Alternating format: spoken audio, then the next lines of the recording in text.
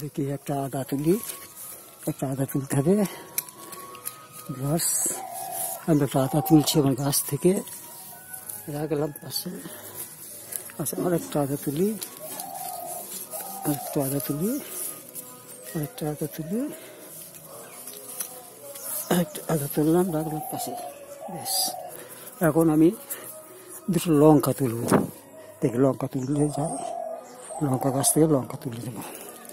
হ্যাঁ, লঙ্কা তুলতে চললাম। দেখি দুটো লঙ্কা তুলি। হ্যাঁ, এটা তোলার মতো হয়েছে, তুললাম। এটা হয়েছে, তুললাম। আচ্ছা, আরও আমি দেখি যদি তোলার মতো থাকে। দেখছি যদি আর তোলার মতো থাকে তো তুলবো, আমার প্রয়োজন মিটে যাবে। 3-4টে লঙ্কা হলেই আমার আপাতত প্রয়োজন মিটে যাবে। তুললাম। ভিউয়ার্স, আপনাদের প্রত্যেকেরই বাড়িতে কিছু না কিছু জায়গা থাকতে পারে, না থাকলে টবও থাকতে পারে।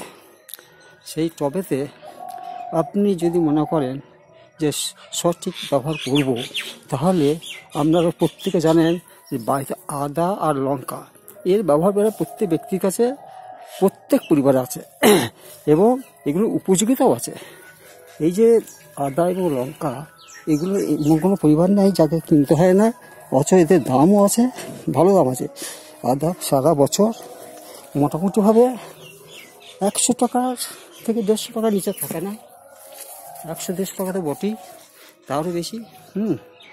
আর লঙ্কাও সময় পিছিয়ে 20 টাকা, 25 টাকা, 30 টাকা সব হতে দেখা যায়।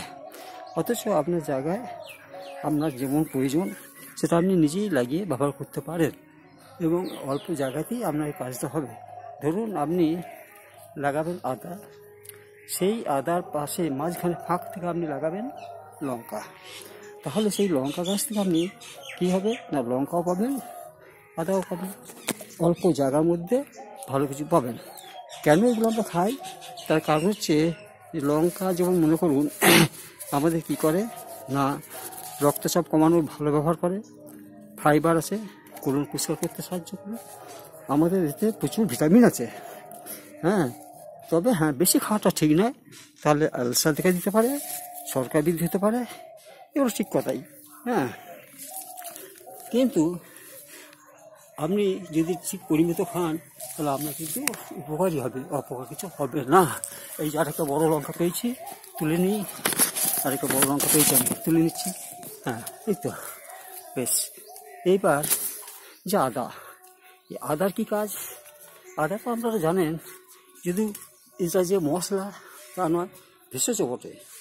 হ্যাঁ, এর ব্যবহার বেশি আছে।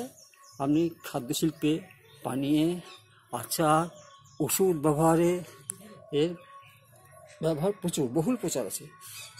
আচ্ছা, সুগন্ধি তৈরিতে এটা ব্যবহৃত হয়, কিন্তু মানে সুগন্ধি তৈরিতে এটা ব্যবহার করা হয়। হ্যাঁ, আর ঠান্ডা, সর্দি, জ্বর, কাশিতে আমরা তো সবাই জানি ব্যবহার। বিশেষ করে আদার রসের সঙ্গে মধু মিশিয়ে খেলে কত উপকার হয় সেটা বলতে হবে না। তাই আপনারা সবাই নিজের প্রত্যেকটা জায়গায় জৈব সারের দ্বারা, আমি কিন্তু রাসায়নিক সার দিই নাই, কোনো রাসায়নিক সার নেই, শুধু জৈব সার। বাড়িতে যেসব আবর্জনা থাকে, তরকারির খোসা, ফলমূলের খোসা, সবজি অবশিষ্ট অংশ, এগুলো সমস্ত পচিয়ে দিয়ে লাগালে আপনার পক্ষে খুব ভালো হবে। ধন্যবাদ।